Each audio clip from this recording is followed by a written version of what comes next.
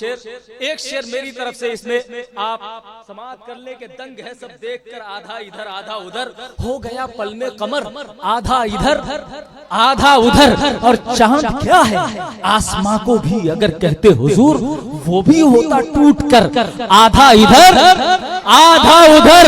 और जो उठाए मसलके अहमद रजा पे उंगलियां, जो उठाए मसलके अहमद रजा पे उंगलियां, अमर रख दो उसको चीर कर आधा इधर आधा उधर।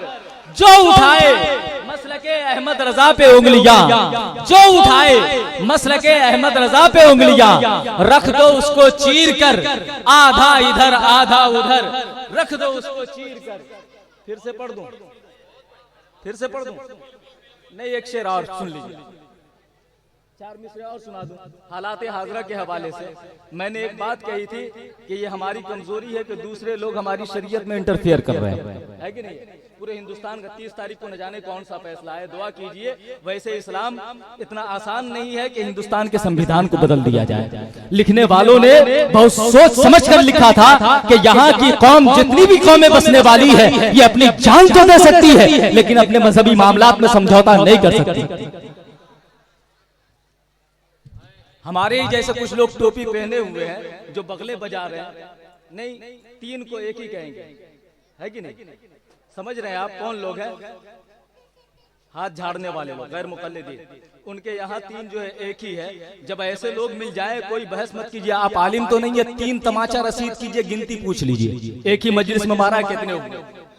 चार मिसरे पेश कर रहा हूं। हमेशा जो कशीदा मुल्क के हालात करता है, मोहब्बत से बोलिए, हमेशा जो कशीदा मुल्क के हालात करता है मुसलमानों पे, हमेशा जो कशीदा मुल्क के हालात करता है मुसलमानों पे तंग जो गुजरात करता है, मुसलमाना ने हमेशा जो कशीदा मुल्क के हालात। एक मरतबा मोहब्बत से कह दीजिए सुभान अल्लाह, और लहक के कह दीजिए सुभान अल्लाह, एक मरतबा और जी लगा के।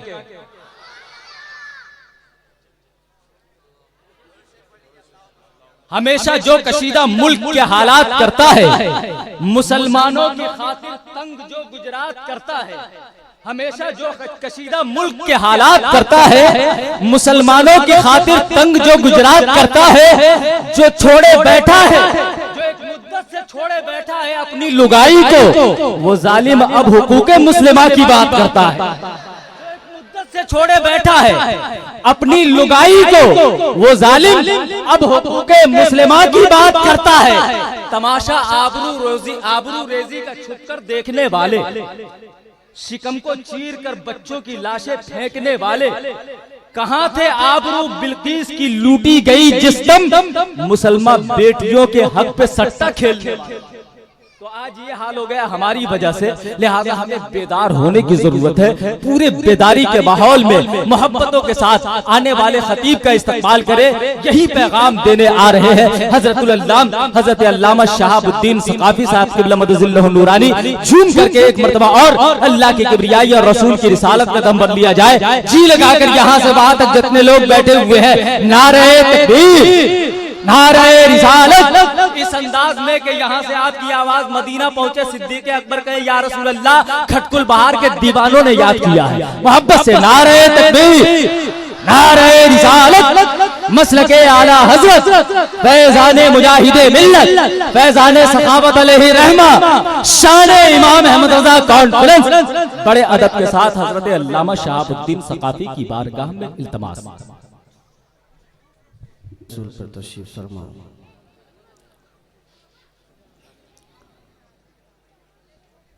मुख्तदर वज़ी वक़ार उलमाए मिल्लत Islamia,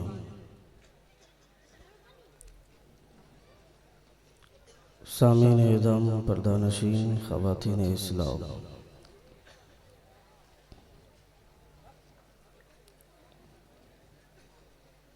honorable respected scholars of Islam, dear audience and my lovely brothers of Islam, Assalamu alaikum wa rahmatullahi ta'ala wa barakatuh।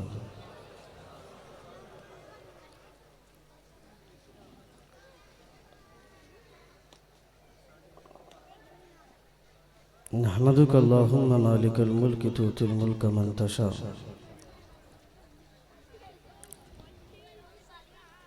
व तंज़िउल मुल्क मिम्मन तशा व तुइज़्ज़ु मन तशा व तुज़िल्लु मन तशा बियदिकल खैर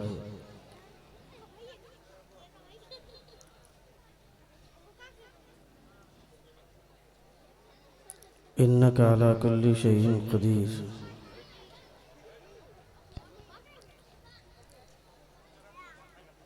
अम्मा बाद फ़अऊज़ु बिल्लाहि मिनश शैतानिर रजीम बिस्मिल्लाहिर रहमानिर रहीम।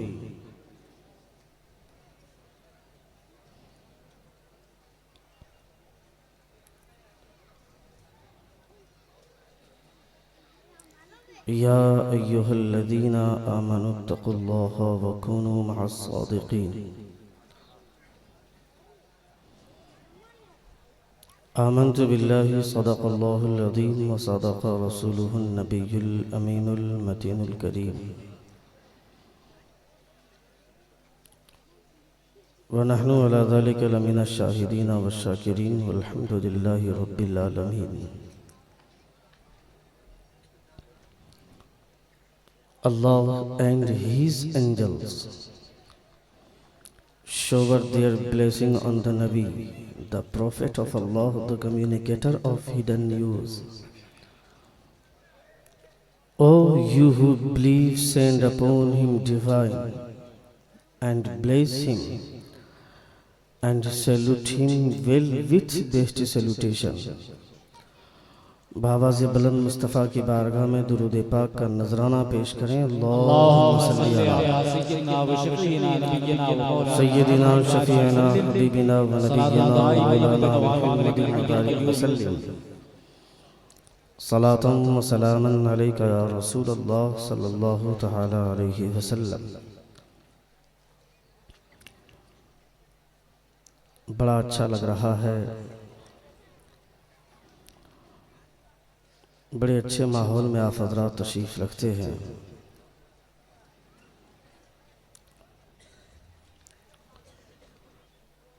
आपकी जो पहचान है मसलके आला हज़रत के हवाले से,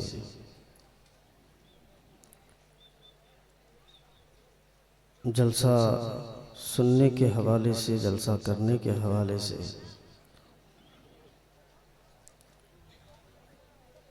अब तक वो पहचान आपने बरकरार रखी है।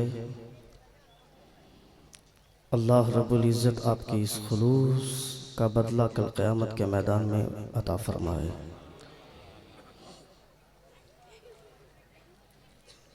मिंबर रसूल पर जय्यद से जय्यद तर उलमाए किबार तशरीफ़ रखते हैं।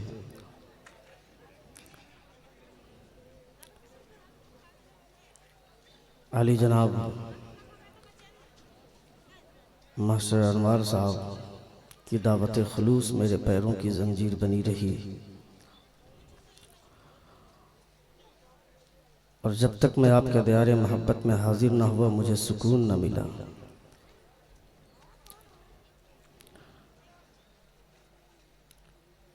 सदर जलसा हज़रत अल्लामा व मौलाना मोहम्मद वारिस जमाल साहब क़िबला मद्दज़िल्लहु नूरानी रौनक़ स्टेज हैं। अभी अभी एग्ज़ाम दे कर के आए हैं। अल्लाह रब्बुल इज़्ज़त की बारगाह में दुआ कीजिए कि खुदा इन्हें कामयाबी अता फ़रमाए।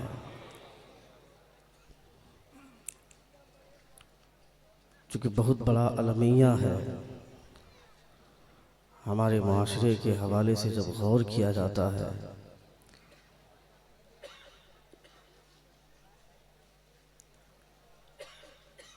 कि जो अंग्रेज़ी पढ़ रहे हैं वह उसी में महदूद होकर रह गए, शरीयत के ताल्लुक़ से कुछ भी नहीं जानते, और जो मदरसे में पढ़ रहे हैं वह कुरान और हदीस की जानकारी तक महदूद रह गए, दुनियावी नॉलेज के बारे में कुछ भी नहीं जानते, मगर अब अल्हम्दुलिल्लाह हमारे उलमा इस तरफ भी तवज्जो दे रहे हैं।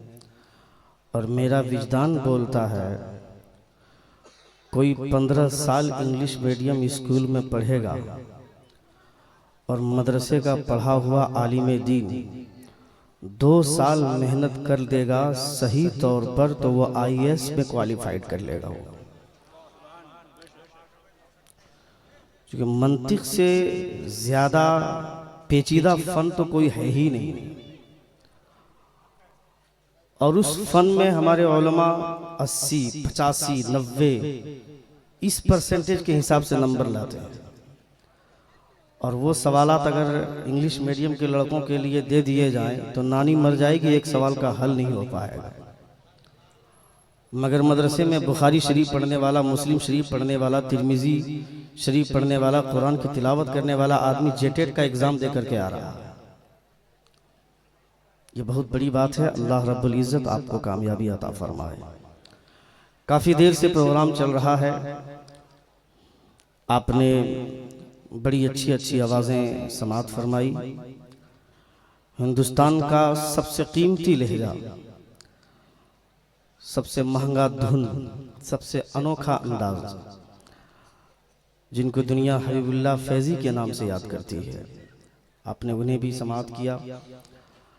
अल्लाह रब्बुल इज़्ज़त हम तमामों में इश्क़ नबी का जज्बा अता फरमाए और नाते नबी सल्लल्लाहु तआला अलैहि वसल्लम पढ़ने का शौक़ अता फरमाए। जोर से बोलिए आमीन।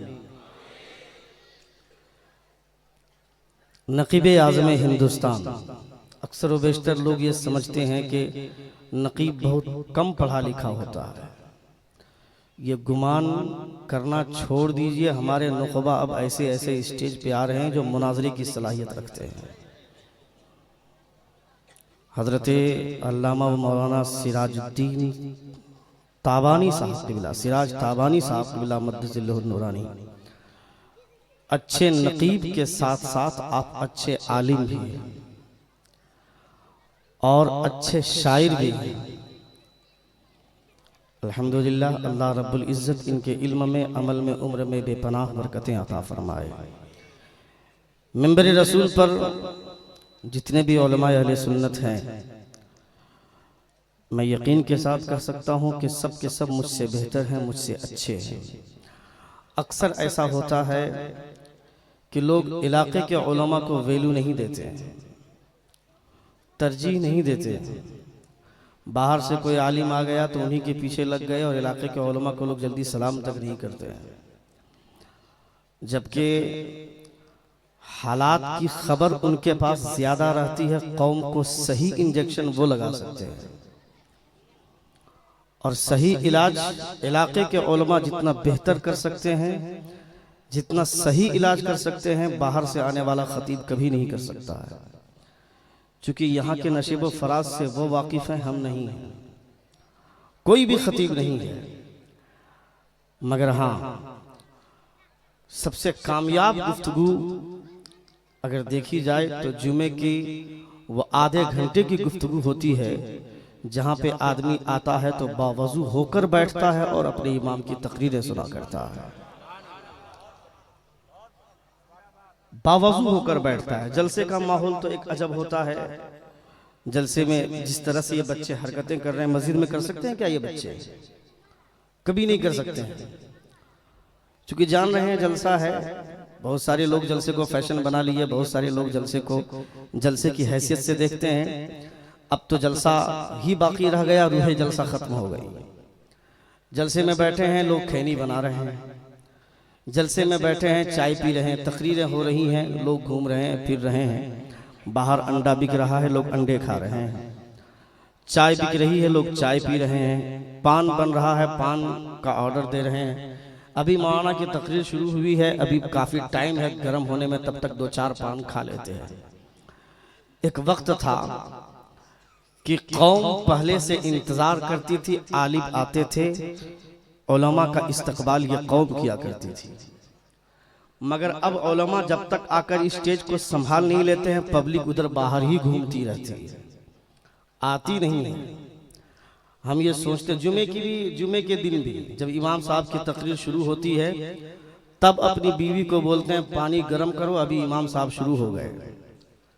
बीवी 8 बजे 9 बजे से बोलती रहती है कि जुमे की नमाज पढ़ने के लिए जाएंगे नहीं क्या। 12 बजे भी बोलती है बीवी, तो हम बोलते हैं, हम जवाब देते हैं अभी रुको ना, बहुत टाइम, अभी इमाम साहब शुरू कहाँ हुए हैं।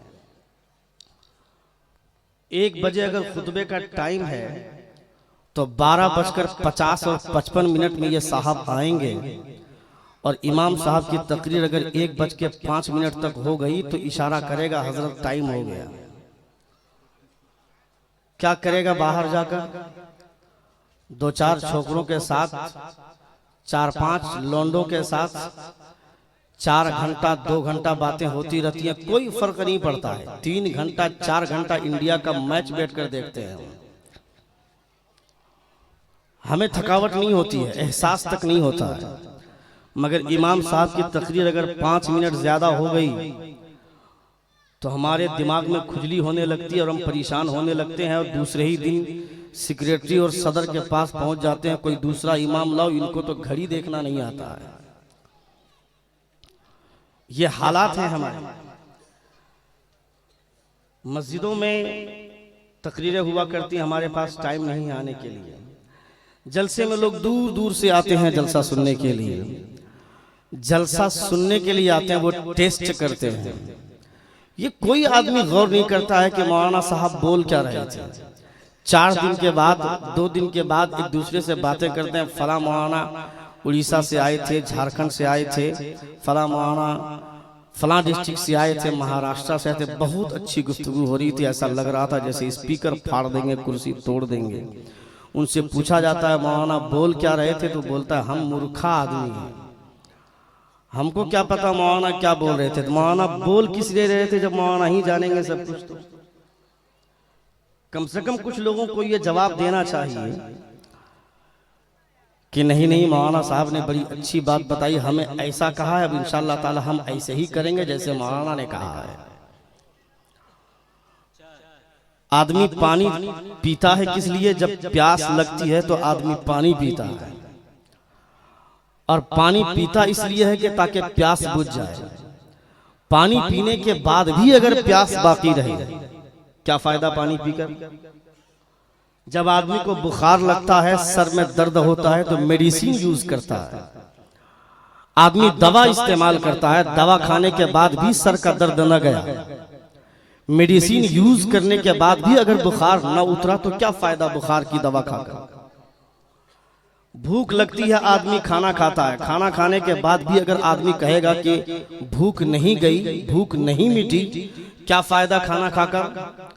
उलमा अच्छी तरह से जानते हैं, और आप भी जानते हैं कि जलसे का मकसद क्या है। जलसा होता ही इसलिए है ताकि आवाम के अंदर जो अमली तौर पर जो गंदगी पाई जाती है, उस गंदगी को ताबूत पे सजाकर कांधा दे दिया जाए। आवाम के अंदर अकीदे के तौर पर जो गंदगी पाई जाती है, उस गंदगी का जनाजा निकाला जाए। जलसा सुनने के बाद भी आदमी खड़ा होकर पेशाब करे, जलसा सुनने के बाद भी आदमी ताश की पत्तियों को अपने हाथ से फेंटे, जलसा सुनने के बाद भी आदमी शराब पिए, जलसा सुनने के बाद भी आदमी जुआ खेले, जलसा सुनने के बाद भी आदमी जिना करे, जलसा सुनने के बाद भी आदमी झूठ बोले, जलसा सुनने के बाद भी आदमी चोरी करे, तो आपने क्या फायदा हासिल किया इस जलसे से? जिन लोगों ने जलसा सजाया है लायक तहसीन है, बोलो अल्लाह रब्बुल इज्जत इस खुलूस को सलामत रखे। जोर से आमीन बोलिए। खुदा फरमाता है, नबी कौनैन की हदीस पाक है, नबी इरशाद फरमाते हैं, इन्नल्लाह ला यंजुरु इला सुवरिकुम व इला अमवालिकुम वलाकिन्नल्लाह यंजुरु इला कुलूबिकुम व इला अमालिकुम। मुस्तफा फरमाते हैं, Allah looks not your face and your wealth, but Allah looks your deeds and your status of heart. खुदा तुम्हारे न चेहरे को देखता है न तुम्हारी दौलत को देखता है, खुदा क्या देखता है? खुदा तुम्हारे दिल को देखता है और तुम्हारे अमल को देखता है। आदमी सिर्फ नामो नमूद के लिए अगर कुछ अच्छा करना चाहे, बेशुमार अहादीस हमारे सामने हैं, इस हवाले से हमारे उलमा जानते हैं। या आप अच्छी तरह से जान लें कि मैं जो भी बोलने वाला हूं और जो भी बोलूंगा ये सब के सब आपके लिए, हमारे उलमा के लिए नहीं है। क्योंकि मैं जो बोलने वाला हूं ये उलमा पहले से जानते हैं, ये भी मदरसे से पढ़कर आए हैं, मैं भी मदरसे से पढ़कर आया हूं। खामियां आप में है, कमी आप में है, सुनना आपको है, अमल आपको करना है। समझ रहे हैं आप? इस पे तवज्जो दें आप। जलसे लोग रोज सुनते हैं, मगर जलसा सुनने के बाद आदमी के अंदर वो असर नहीं दिखता है। ये असर देखना चाहिए। आज हम नबी कौनैन सल्लल्लाहु तआला अलैहि वसल्लम के नाम पर नाम का नारा लगाते हैं। हुजूर आला हजरत अजीमुल बरकत मुजद्दिद मिअत माजियत इमाम इश्क व मोहब्बत इमाम अहमद रजा खां फाजिल बरेलवी अलैहि रहमत व रिजवान वो इंसान है कि किसी बाप के अगर कई बेटे हों, मगर बाप को जिस बेटे पर नाज है वो बेटा अहमद रजा है। एक पीर के बहुत सारे मुरीदीन हैं, मगर पीर को जिस मुरीद पर नाज है वो मुरीद अहमद रजा है। एक उस्ताद के बहुत सारे शागिर्द होते हैं, मगर उस्ताद को जिस शागिर्द पे नाज होता है वो शागिर्द अहमद रजा है। आप उनकी मोहब्बत में तशरीफ रखते हैं।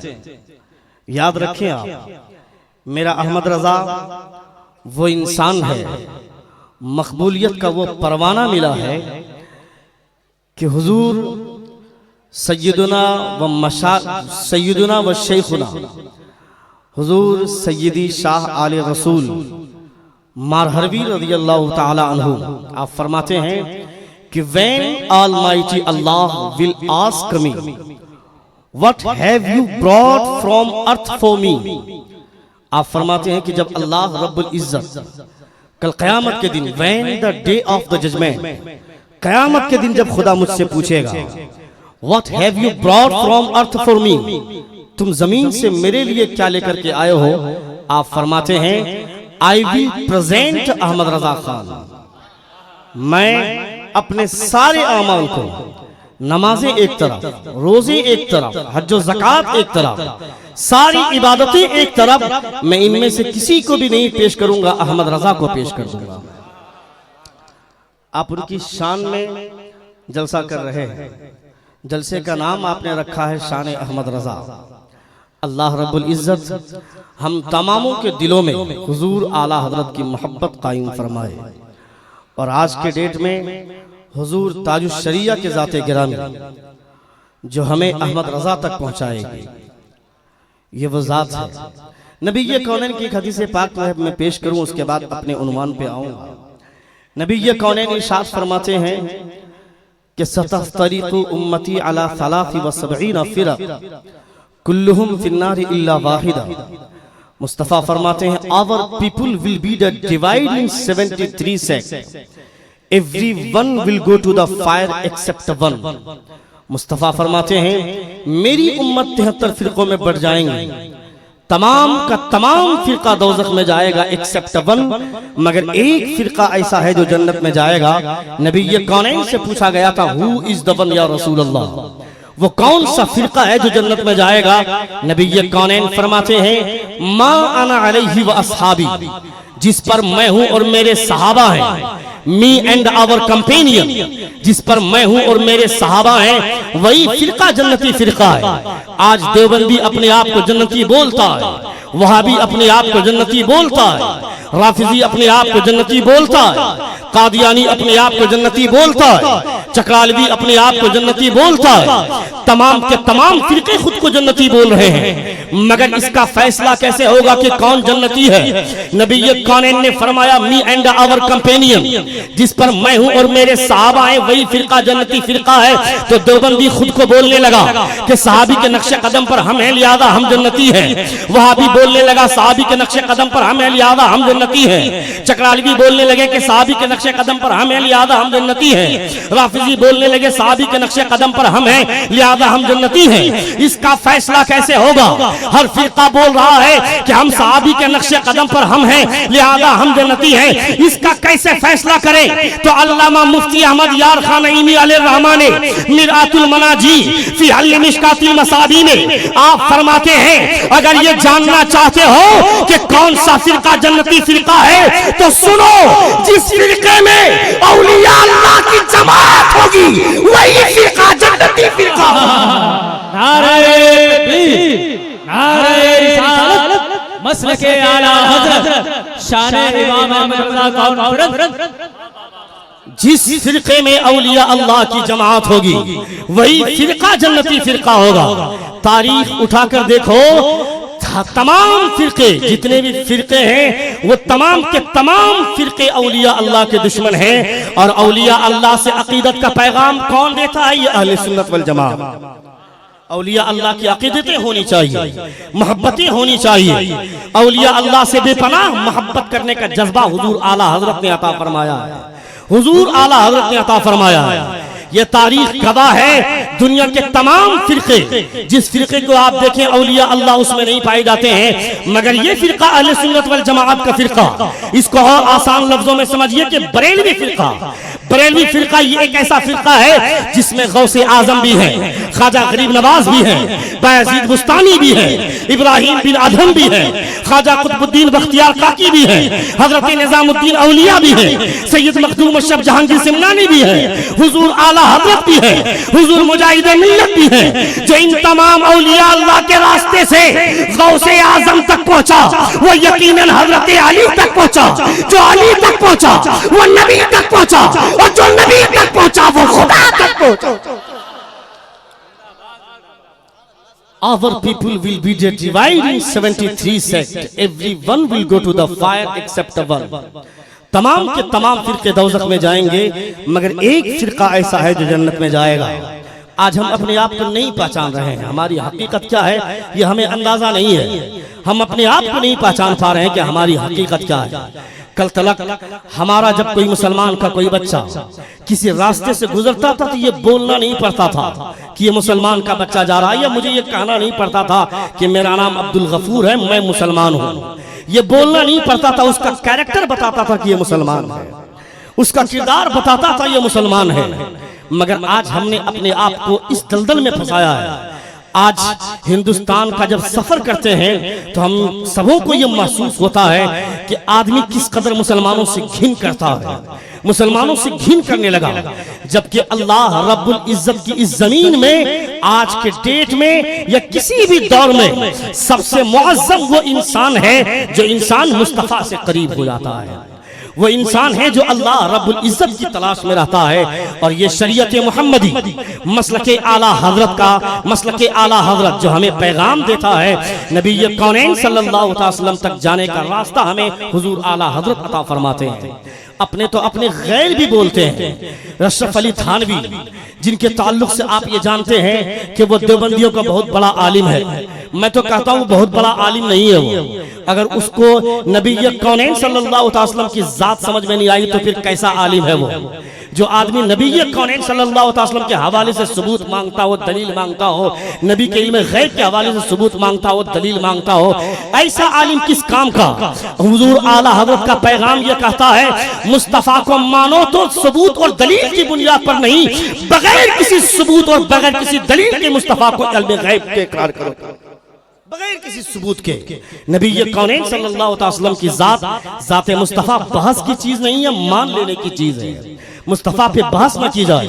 हमारी क्या मजाल के मुस्तफा जान रहमत सल्लल्लाहु अलैहि वसल्लम की जात पर हम बहस करें, हमारे पास इतना इल्म कहाँ है। मगर वो अशरफ अली थानवी जिनके ताल्लुक से हुजूर आला हजरत ने 14 साल इंतजार करने के बाद फतवा दिया।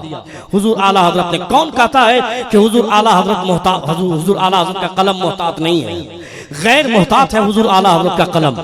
कौन कहता है कि बरेलवी सिर्फ लोगों को काफिर बनाता है? कौन बोलता है कि बरेलवी से फतवा दिया जाता है लोगों के काफिर होने का? खबरदार खबरदार, जितना मोहतात कलम बरेली का है दुनिया के किसी भी खित्ते का कलम नहीं है। हुजूर आला हजरत ने अशरफ अली थानवी पर या इन उलमाए खमसा पर जिन लोगों ने नबी कौनैन की शान में गुस्ताखियां की है, 14 साल इंतजार करने के बाद आला हजरत ने कलम उठाया और उस कलम उठाने के बाद उलमाए हरमैन शरीफैन ने उस फतवे की तायद फरमाई है। वो अशरफ अली थानवी जिसका शुमार उलमाए खमसा में आता है, जिन 5 उलमा पर फतवा लगाया गया, उसमें से अशरफ अली थानवी है। अशरफ अली थानवी बोलता है, I have great respect in my heart for Ahmad Raza Khan. जोर से बोलिए, जोर से बोलिए। बोलता है, I have great respect for Ahmad Raza in my heart. मैं अपने दिल में अहमद रजा के लिए बहुत ज्यादा एहतराम करता हूँ। ही कॉल्स अस काफिर, ये हमें काफिर बोलता है, मगर काफिर अपनी जाती बुनियाद पर नहीं, मुस्तफा से इश्क की बुनियाद पर मुझे वो काफिर बोला करता है।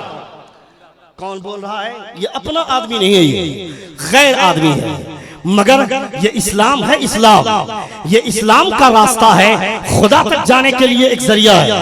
ये इस्लाम है, ये इस्लाम है जिसका कलमा अपने तो अपने गैर भी बोलते हैं। आज से 1500 बरस पहले से थोड़ा पीछे सैयदना इमाम हुसैन रज़ियल्लाहु ताला अन्हु ने करबला की वादी में अपनी गर्दनें कटाई। उस तारीख को पढ़ने के बाद, वो हिस्ट्री पढ़ने के बाद, वो रीड करने के बाद हिंदुस्तान का एक महान आदमी मोहनदास करमचंद गांधी बोलता है, my faith is that the progress of Islam does not depend on the use the sword bye it's believer but it is the result of supreme sacrifice of इमाम हुसैन द ग्रेट सेंट।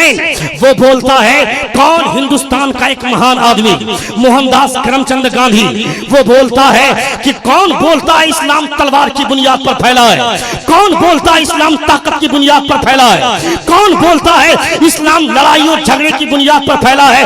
खबरदार खबरदार, लोग क्या कहते हैं मुझे उससे कोई फर्क नहीं पड़ता है, मगर माई फैथ इज दैट, मगर मेरा मानना यह है कि इस्लाम की जो तरक्की हुई है, इस्लाम का जो परवान चढ़ा है, ये तलवार की बुनियाद पर नहीं, ताकत की बुनियाद पर नहीं, बल्कि करबला में नबी कौनैन का नवासा इमाम हुसैन की कुर्बानी का नतीजा है, जो पूरी दुनिया में इस्लाम का परचम फैला हुआ। नारे तकबीर, नारे रिसालत, शान इमाम अहमद रजा कौनैन। But it is the result of supreme sacrifice of Imam Hussein, the great saint. हमारे पास इतना टाइम कहाँ है कि इस्लाम की हिस्ट्री पढ़े? हमारे पास इतना वक्त कहाँ है कि इस्लाम की तारीख जाने? हमारा ये बच्चा सारी चीजों का इल्म इनके पास है।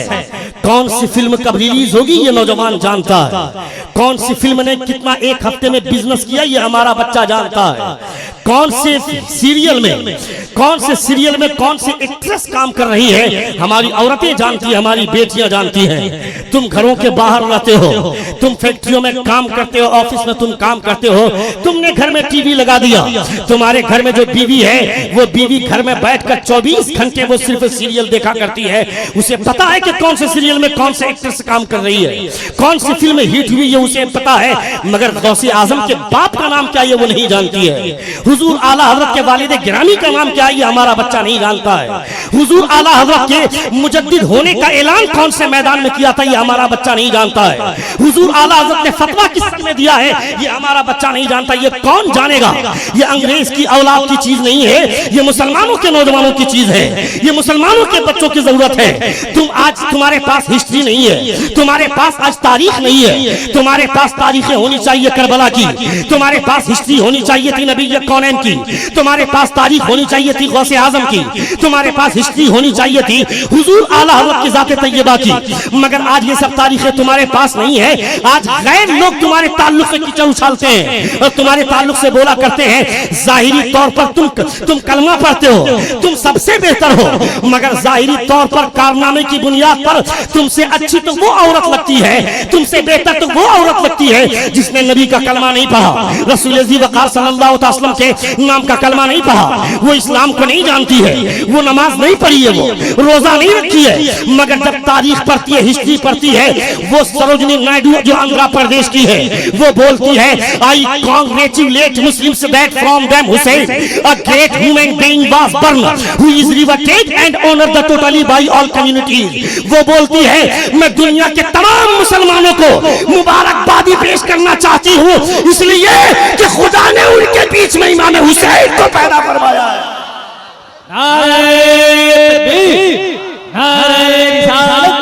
शान इमाम अहमद रज़ा कॉन्फ्रेंस, गुलामाने इमाम अहमद रज़ा कमेटी। मैं दुनिया के तमाम मुसलमानों को मुबारकबादी पेश करना चाहती हूँ कि खुदा ने उनके बीच में इमाम हुसैन को पैदा फरमाया।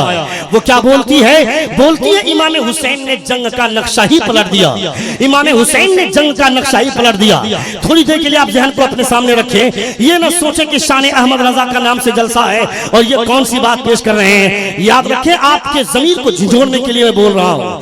एक गैर मुस्लिमा लेडी, एक गैर मुस्लिमा औरत हमारी तारीख पढ़ती है, हमारे इनकलाब की तारीख पढ़ती है, मगर हमारे बच्चों के पास आज वो तारीखें नहीं है। मैं कहना चाहता हूँ स्क्रीन पे वो आदमी दिखता है, डिस्प्ले में वो आदमी आता है जो शरीयत के ताल्लुक से कुछ नहीं जानता है, और वो आदमी इस्लाम की हिमायत में आकर बोलना चाहता है मगर बोल नहीं सकता है। वो उसके पास ना इल्म है ना एजुकेशन है, वो फर्राटेदार इंग्लिश तो बोल सकता है मगर गुस्ल करने का तरीका नहीं मालूम है, वजू बनाने का ढंग नहीं मालूम है। वो आदमी क्या इस्लाम की अकल, इस्लाम की क़यादत करेगा? वो आदमी क्या मुसलमानों की क़यादत करेगा? और वो आदमी क्या, एक आदमी सवाल कर रहा है तलाक के हवाले से, हलाला के हवाले से, खुला के हवाले से, एक आदमी सवाल कर रहा है, इस्लाम पर एतराज किया है। वो आदमी क्या जवाब देगा जिसको शरीयत का इल्म नहीं हो? और वो औरतें, तुम्हें कहा जाता था कि अपनी बेटियों को दीन पढ़ाओ, अपनी बेटियों को दीन समझाओ, तुमने अपनी बेटियों को अंग्रेजी तालीम दिया, तुमने अपनी बेटियों को सिर्फ दुनियावी तालीम दी। तुम्हारी बेटियां आज चली गई कोर्ट में, 50,000 औरतों का ईमान चला गया।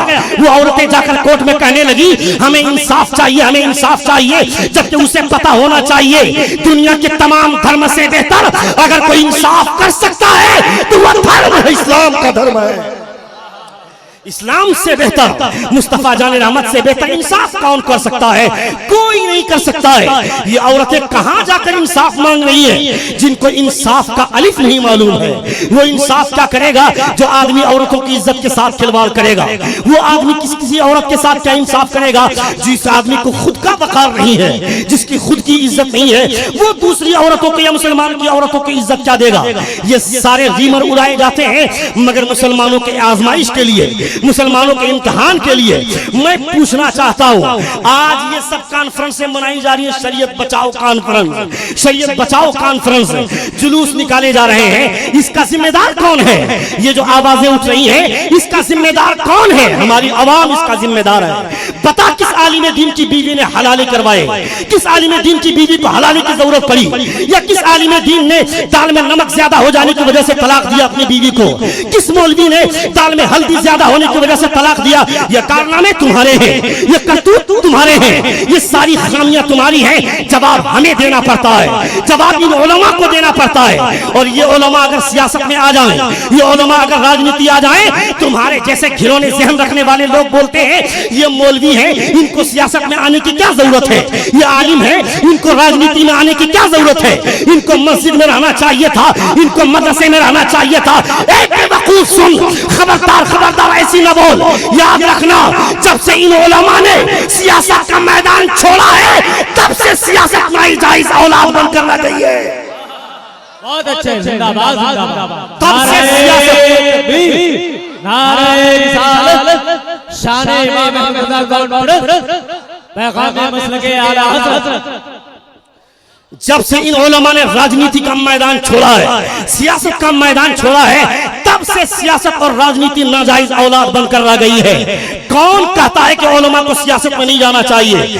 बेवकूफ समझो, पहले दीन और दुनिया एक सिक्के के दो रुख हैं। अगर दीन समझना है तो दीन समझना है तो दुनिया के साथ समझो, तब मजा है। हुजूर आला हज़रत फरमाते हैं, एक ऐसा वली जो पहाड़ में जाकर, जंगलों में जाकर घास फूस खाकर वो वली खुदा की इबादत कर रहा हो, और एक वो आदमी, एक वो वली जो अपनी बीवी के भी हक अदा कर रहा हो, अपने बच्चों की किफालत भी कर रहा हो, अपने पड़ोस का भी ख्याल रख रहा हो, बड़ों का अदब क्या होता है वो जानता है, छोटों पर शफकत कैसे की जाती है वो जानता है। अगर ऐसा वली एक आदमी आबादी में रहता है और एक वली जो जंगल में रहकर सिर्फ खुदा खुदा का ज़र्ब लगा रहा है, ला इलाहा इल्लल्लाह की ज़र्ब लगा रहा है, उस वली से लाखों दर्जा बेहतर वो वली है जो घर में रहता है खुदा की इबादत किया करता है। किसने कह दिया कि राजनीति में हमारे उलमा को नहीं आना चाहिए? वो आदमी, वो औरतें जवाब क्या देंगी? उसको इस्लाम के लिए पेश करते हैं ये लोग, वो शाजिया इल्मी, वो लुबना कौन है ये सब? इन औरतों को तलाक नहीं दिया जाएगा तो किनको तलाक दिया जाएगा? जो स्क्रीन पर भी आ रही है तो सर पे दुपट्टा नहीं है, सीने खुले हुए हैं, ऐसी औरत को तलाक नहीं दिया जाएगा तो किसको दिया जाएगा? इस्लाम ने औरतों के लिए हुदूद और एरिया मुकर्रर किया है। जो हुदूद में रहकर जिंदगी गुजारती है वो सबसे इज्जतदार औरत है। जो इस्लाम के हद से बाहर हो जाती है वो होटलों में नाचने वाली रक्कासा तो हो सकती है, अहमद रजा पैदा करने वाली मां नहीं हो सकती है।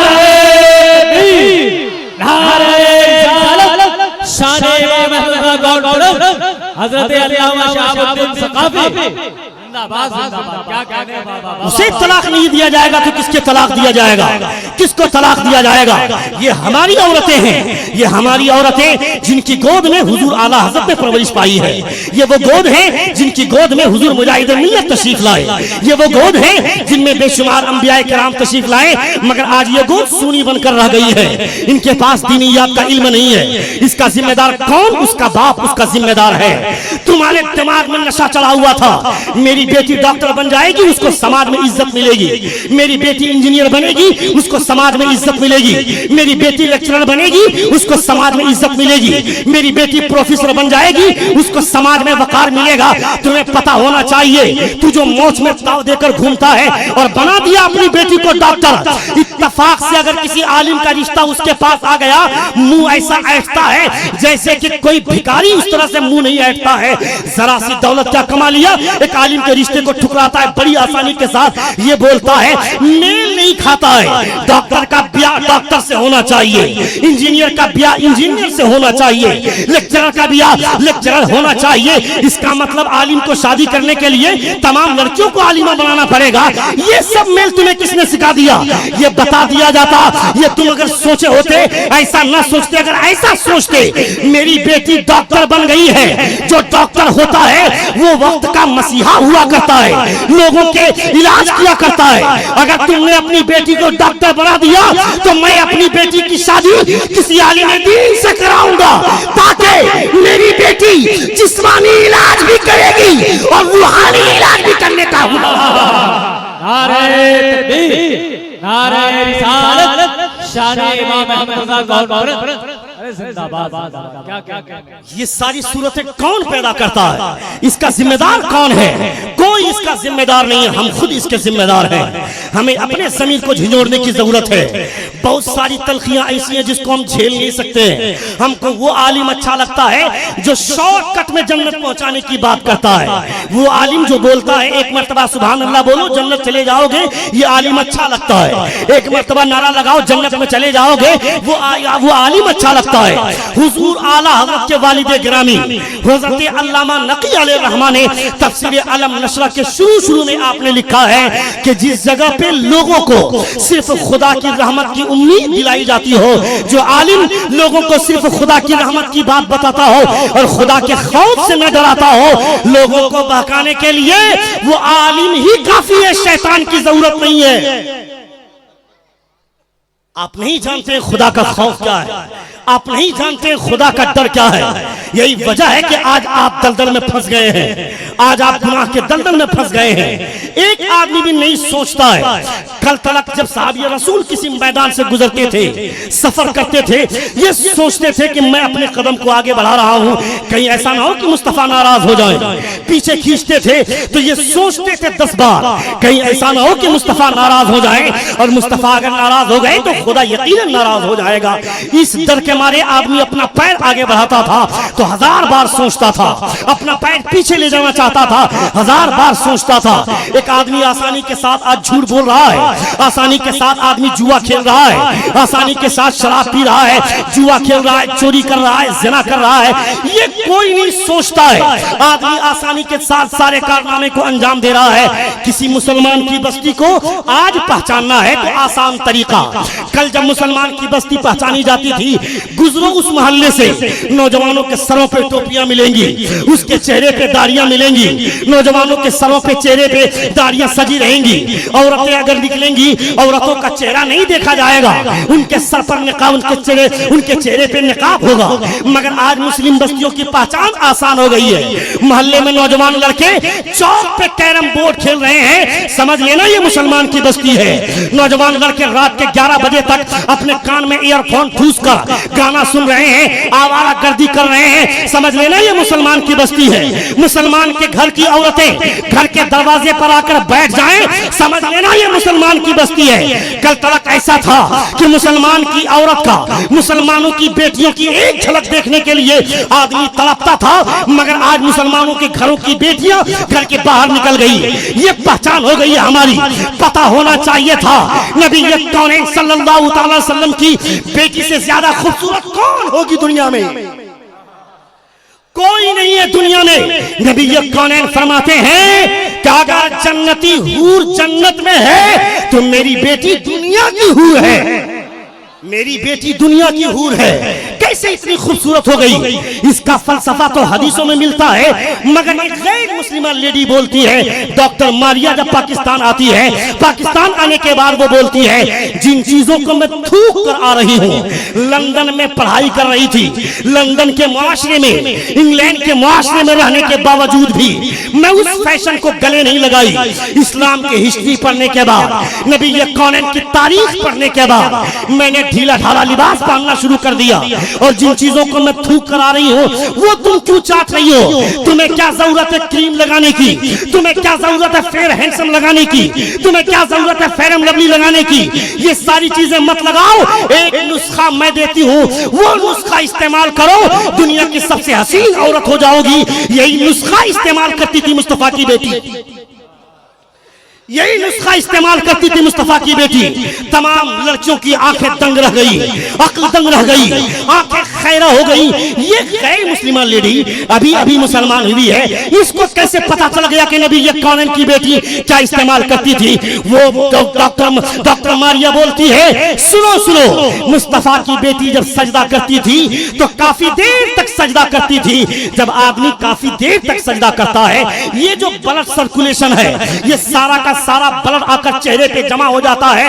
उसके बाद जब आदमी चेहरे से सर उठाता है तो दुनिया की तमाम औरतों का हुस्न एक तरफ और एक वो औरत जो सजदा करके उठी है उसका चेहरा एक तरफ, दोनों को तौला जाएगा।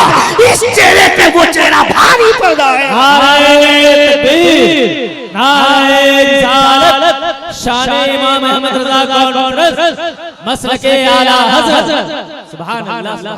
किसने बदनाम किया इस्लाम को? किसने बदनाम किया हुजूर आला हजरत की जात को? हुजूर आला हजरत का जात, हुजूर आला हजरत का नाम लेने में आदमी को 10 बार सोचना चाहिए, मगर आसानी के साथ हम नारा लगा दे रहे हैं। अभी आज से 2 साल पहले पाकिस्तान का एक प्रोफेसर अय्यूब ने एक किताब लिखी। उस किताब में उसने लिखा, इसमें कोई शक नहीं है, उलमाए सुन्नत की तवज्जो का तालिब सिर्फ और सिर्फ इसलिए कि अगर इस फकीर से कोई खता सरजद हो जाए, गलती वाकई हो जाए, तो आप हमारी इस्लाह करें। मैं स्टेज पर भी तौबा करने से गुरेज नहीं करूंगा, तुरंत मुझे आगाह करें। और आपकी तवज्जो इसलिए कि आप जिस मकसद से जलसे में आए वो मकसद आपका हल हो जाए। आप जो मकसद लेकर के आए हैं वो मकसद आपका हल हो। दीन सीखे आप, दीन समझे आप। दीन आपने नहीं समझा तो आपके दीन पर आज आंच आ रही है। आपने दीन नहीं समझा तो आज आपके ऊपर कीचड़ उछाला जा रहा है। आज यूनिफॉर्म सिविल कोड नाफिज करने की बात की जा रही है। याद रखना, अगर ये यूनिफॉर्म सिविल कोड नाफिज हो जाएगा तो कल तक तुम जैसे हजारों नौजवानों को नहीं, लाखों और करोड़ों नौजवानों को स्क्रीन पे पेश करेगा और ये कहेगा ज्यादातर मुसलमान ऐसे हैं जिनके चेहरे पे दाढ़ी नहीं है, इसलिए सबको चेहरे से बेरेपेदारी नहीं रखनी चाहिए। कहीं ऐसा ना हो कि ये कानून नाफिज हो जाए। मुसलमानों में पहले खतना नहीं होता था, अब ये खतने का दौर शुरू हुआ इब्राहिम अलैहिस्सलाम के बाद। ये भी जरूरी नहीं है इसको छोड़ दिया जाए, इससे तरह तरह की बीमारियां होती है। ऐसे हजारों कानून नाफिज किए जा सकते हैं। अगर एक कानून सिविल कोड अगर ये नाफिज कर दिया गया, सोचो क्या होगा। किसने इस्लाम को बदनाम किया, किसने हमारे अकाबिर की पहचान खराब की। हम उसके जिम्मेदार हैं, दूसरा कोई उसका जिम्मेदार नहीं है।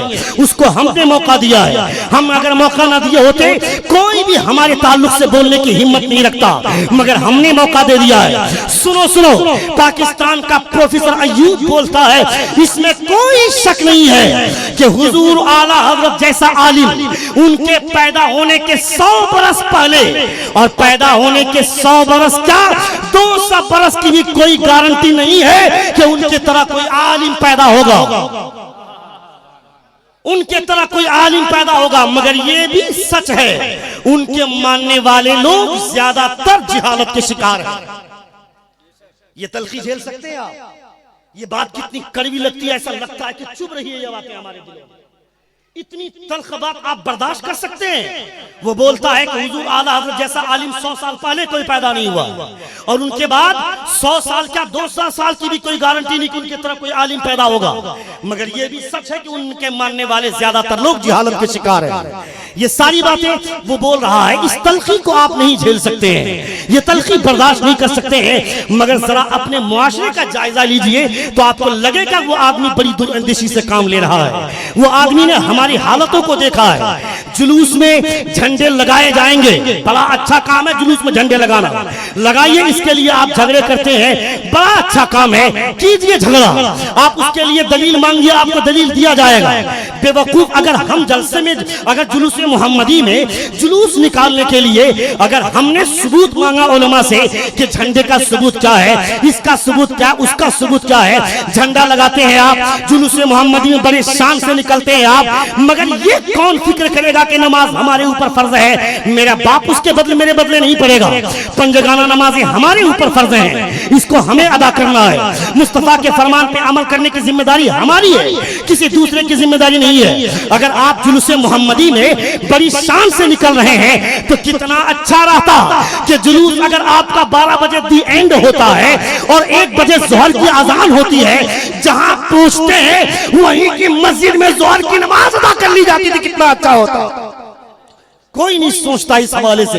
फर्ज और वाजिबात को हम छोड़ बैठे हैं और सुन्नत मुस्तहब्बात के लिए हम आज लड़ाई कर रहे हैं। किसने हमको ये सारी चीजें हमें किसने दिया है? हुजूर आला हज़रत ने कभी ये नहीं कहा कि नमाज छोड़कर जुलूस निकालो।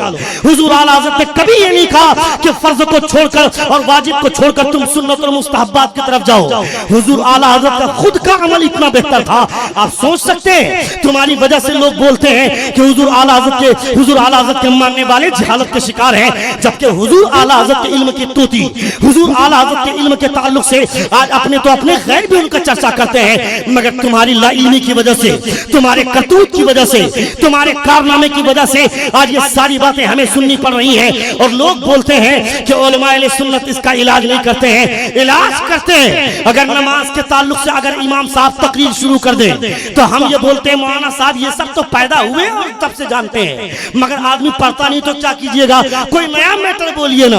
अगर सूद पे इमाम साहब तकरीर करने लगे तो सूदखोर सेक्रेटरी खड़ा होता है और बोलता है मौलाना साहब ये सब बातें आपको नहीं करनी चाहिए, ये सब बातें आप क्यों बोल रहे हैं? इमाम साहब बोल रहे हैं कि अगर आदमी 1 दिरहम के बराबर सूद खाता है तो 36 मरतबा अपनी माँ के साथ ज़िना करता है। ये हुजूर की हदीस है। अगर ये बात इमाम साहब बोलते हैं तो लोग बोलते हैं ये सब बातें मस्जिद में नहीं बयान करनी चाहिए। एक बेवकूफ इंसान अगर ये बात मस्जिद में नहीं बताई जाएगी तो कहां बताई जाएगी? मुस्तफा ने इन मसाइल को मस्जिद नबवी में बयान फरमाया है। जब मुस्तफा बयान कर रहे हैं, मुस्तफा के नाइब हैं ये उलमा, ये नहीं बयान करेंगे कौन बयान करेगा? अगर उलमा अहले सुन्नत शराब के मैटर को लेकर बात करें तो शराबी आदमी सोचता है कि मौलाना मुझे टारगेट कर रहे हैं, इनको निकालने के लिए कोई ना कोई रास्ता तलाश किया जाएगा। अगर जहेज पे तकरीर करने लगे तो लोग बोलते हैं मौलाना हमें टारगेट कर रहे हैं। किस पर तकरीर होगी? शराब पर तकरीर हो तो शराबी सोचे मुझे निशाना बनाया जा रहा है, जुआ पे तकरीर हो जुआरी सोचे कि मुझे टारगेट कर रहे हैं। हैं। अगर ज़िना पे तकरीर हो तो ज़िनाकार सोचे कि मुझे टारगेट किया जा रहा है, किस पर तकरीर होगी, किस पर तकरीर होगी, किस ताल्लुक से आदमी बोलेगा। ये सारी सोच हमारे दिमाग में है, ये सारे ख्यालात हमारे दिमाग में है। मैं कहना चाहता हूं, खबरदार खबरदार, इन ख्यालात को बदलो और वो ख्याल ले आओ जो ख्याल तुम्हें अहमद रज़ा ने अता फरमाया है, जो ख्याल तुम्हें हुजूर मुजाहिद मिल्लत ने अता फरमाया। दुरूद शरीफ पढ़िए तो पेश करूं, अल्लाहुम्मा सल्ली अला सय्यदिना शफीअना हबीबिना नबीना मौलाना मुहम्मद मुबारक वसल्लम सलातम व सलामन अलैका या रसूलल्लाह सल्लल्लाहु अलैहि वसल्लम। सुने मोहतरमा सरोजनी नायडू, आंध्र प्रदेश की माहिर शिक्षाविद, वो बोलती है, I congratulate Muslims that from them Hussain a great human being was born who is reverted and honoured the totally by all community. वो बोलती है, इमाम हुसैन ने जंग का नक्शा ही पलट दिया। कैसे पलट दिया? वो बोलती है, इमाम हुसैन अगर चाह लेते, ये तो हुजूर की हदीस बोलती है, हुजूर की हदीस नबी कौनैन सल्लल्लाहु अलैहि वसल्लम के ताल्लुक से हमारे उलमा फरमाते हैं कि एक आम नबी के अंदर 70 मर्दों की ताकत होती है, तो मुस्तफा इमामुल अंबिया है, उनके अंदर कितने मर्दों की ताकत होगी अंदाजा करो। और मुस्तफा ने अपना जमाल और अपना कमाल हजरत अली को अता फरमाया। यही वजह है कि हजरत अली ने बाबे खैबर को एक हाथ से उखाड़कर उसको ढाल बनाकर 1.5 घंटा तक लड़ाई लड़ी, और उस दरवाजे को जब हजरत अली ने जमीन पर फेंका था तो 70 सहाबा मिलकर दरवाजे को पलट नहीं पाए थे। वो हजरत अली है और हजरत अली के लाल हैं इमाम हुसैन, हजरत अली का लख्ते जिगर है इमाम हुसैन। अगर इमाम हुसैन चाहते तो ये 20,000 का लश्कर क्या, 40,000 का लश्कर क्या, अगर 60-70,000 का भी लश्कर आ जाता तो इमाम हुसैन की चुटकियों का काम था। मगर हुजूर सैयदना इमाम हुसैन रज़ियल्लाहु ताला अन्हु ने यजीदी को मारा नहीं। यजीदी के लश्कर में हाफिज भी है, यजीदी के लश्कर में कारी भी है, यजीदी के लश्कर में मुहद्दिस भी है, यजीद के लश्कर में मुफस्सिर भी है। इमाम हुसैन ने तदब्बुर से काम लिया। अगर यजीद चालाक आदमी का नाम है तो हुसैन एक मुदब्बिर शख्स का नाम है। यजीद ने चालाकी के साथ खौली बिन यजीद जो इमाम हुसैन का रिश्ते में मामा लगता है, शिमर लईद जो इमाम हुसैन का किसी दूर के रिश्ते से मामा लगता है, उन सबों को पैसे के जरिए से यजीद ने खरीद लिया। तो इमाम हुसैन ने तदब्बुर से काम लिया। अगर इमाम हुसैन यजीदियों को मार दिए होते तो लोग क़यामत तक ये बोलते, ये कैसा नबी का नवासा है जो एक हाफिज को मार रहा है, ये कैसा नबी का नवासा है जो एक कारी को मार रहा है, ये कैसा नबी का नवासा है जो एक मुफस्सिर को मार रहा है, ये कैसा नबी का नवासा है जो एक मुहद्दिस को मार रहा है। इमाम हुसैन ने मारा नहीं। अब लोग ये नहीं बोलते, ये बोलते हैं ये कैसा हाफिज है जो नबी के नवासे को मार रहा है, ये कैसा कारी है जो नबी के नवासे को मार रहा है, ये कैसा आलिम है जो नबी के नवासे को मार रहा है, ये कैसा मुफस्सिर है जो नबी के नवासे को मार रहा है। सरोजनी नायडू बोलती है, ए हुसैन तेरी अजमत को सलाम, किसी को मार कर जंग जीतना तो आसान है मगर खुद को कुर्बान करके जंग जीतने का हुनर ये तेरे पास है। नारे रिसालत शुहदाए करबला शान इमाम अहमद रज़ा का किसी को मार कर अगर जंग जीतना है तो ये तो बहुत आसान है, सब जानते हैं। ताकत वाला जिसके पास ताकत नहीं उसको मारता है, जंग जीत जाता है। मगर खुद को मारकर, खुद को हिलाक करके, खुद को शहीद करके जंग जीतने का हुनर अगर कोई चाहिए, कहीं से सीखने का यह दर्स मिलता है तो कहीं दूसरी जगह से नहीं, नबी कौनैन का प्यारा नवासा इमाम हुसैन की बारगाह से मिलता है। ये हिस्ट्री हमारे पास नहीं है।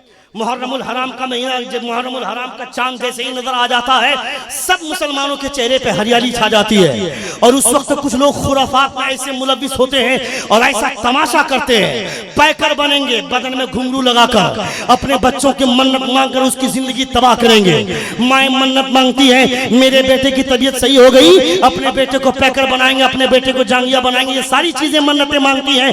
इन औरतों का ये ताल्लुक है, इन औरतों की कहानियां हैं और लोग न जाने कैसी कैसी हरकतें करते हैं। ये सारी हरकतों के ताल्लुक से कभी एक आदमी ने नहीं सोचा कि इस्लाम क्या कहता है, हुजूर आला हजरत के फतवे क्या कहते हैं, उनकी किताबें क्या कहती हैं। 1400 किताबें हुजूर आला हजरत ने लिखी है, इन मस्जिद के अइम्मा के लिए नहीं, मदरसे में पढ़ाने वाले मुदर्रिसीन के लिए नहीं, दुनिया के तमाम लोगों के लिए हुजूर आला हजरत ने किताब लिखी है। तफसीर नईमी हम पढ़ेंगे, फतावा रज़विया हम पढ़ेंगे, सारी किताबें हम पढ़ेंगे, कुरान की तिलावत हम करेंगे, बुखारी हम पढ़ेंगे, तिरमिजी हम पढ़ेंगे, निसाई हम पढ़ेंगे, तिरमिजी हम पढ़ेंगे, इब्ने माजा हम पढ़ेंगे। ये सारी किताबें हम पढ़ेंगे और आप क्या पढ़िएगा, लिटरेचर किताबें, सरस सलील, हिंदुस्तान अखबार और प्रभात खबर, ये सब सारी चीजें आप पढ़िएगा। केमिस्ट्री, फिजिक्स, बायोलॉजी, ये सारी तालीमात आप हासिल करेंगे। अगर फिजिक्स से पढ़ते हैं तो सुनो, फिजिक्स तुमने जो आज पढ़ाई की है, ये जो तुम पढ़ते हो, फिजिक्स के ताल्लुक से सबसे पहले अगर किसी ने किताब लिखा है तो मुस्तफा के नाम का कलमा पढ़ने वाला इमाम फखरुद्दीन राजी ने लिखा है। फिजिक्स पे सबसे पहले अगर किसी ने किताब लिखी है इल्म कीमिया पर तो इमाम फखरुद्दीन राजी है। ये हिस्ट्री भी तुम्हारे पास होनी चाहिए। ये कहाँ मिलेंगी? स्कूल में नहीं मिलेंगी। स्कूल में ये सारी चीजें तुमको नहीं मिलेंगी। उसे क्या पता कि इमाम फखरुद्दीन राजी क्या है। तुम्हें आज ये कहा जाता है हवाई जहाज किसने बनाया। तुम्हें पता है हवाई जहाज सबसे पहले किसने बनाया? सबसे पहले अगर किसी ने हवाई जहाज बनाया तो अंग्रेज की औलाद ने नहीं, नबी ये कौनैन के नाम का कलमा पढ़ने वाला हजरत अब्बास है जिन्होंने हवाई जहाज को सबसे पहले बनाया है। He is the first inventor। ये सबसे पहले हवाई जहाज के बनाने वाले हैं। ये सब हिस्ट्री हमारे पास नहीं है। मैं नहीं कहता कि आप फिजिक्स मत पढ़िए, बायोलॉजी मत पढ़िए, केमिस्ट्री मत पढ़िए, जूलॉजी मत पढ़िए, बोटनी मत पढ़िए, ये सारी चीजें पढ़िए, मगर इस्लाम का आईना सामने रखकर पढ़िए ताकि आप पर कोई उंगली न उठा सके, आपका ईमान कोई खराब न कर सके।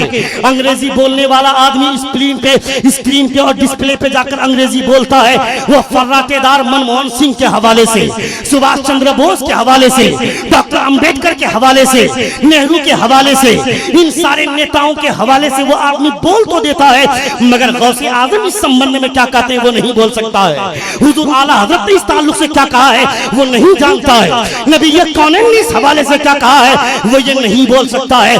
क्यों तो इंग्लिश मीडियम में जाकर के अपनी मोच में ताव देता है, जब अपने इस्लाम की हिमायत में कुछ दो जुमला नहीं बोल सकता है। क्यों तो अंग्रेजी पढ़ने के बाद मोच में ताव देकर घूमता है और ये बोलता है मैं मुसलमान हूँ, और अगर कोई आदमी मुसलमान के हवाले से इस्लाम के ताल्लुक से कीचड़ उछालता है तू अंग्रेजी में बोलकर दो चार जुमलों में उसका जवाब नहीं दे सकता है, और तू बोलता है मुखिया हम बनेंगे, एमएलए हम बनेंगे, एमपी हम बनेंगे, और ये उलमा जो बुखारी पढ़ के आए हैं ये मस्जिद में रहेंगे हमारी गुलामी करेंगे, मदरसे में पढ़ेंगे हमारी गुलामी करेंगे। ये सारी बातें हुजूर आला हजरत के नाम का नारा लगाने वालों सुनो। अगर तुम्हारा इमाम ये कहता है हम देवबंदी वहाबी का निकाह नहीं पढ़ाएंगे, मजबूर कौन करता है? सेक्रेटरी करता है, सदर मजबूर करता है, उसे कैशियर मजबूर करता है और बोलता है आपको निकाह पढ़ाना होगा, निकाह पढ़ाना होगा।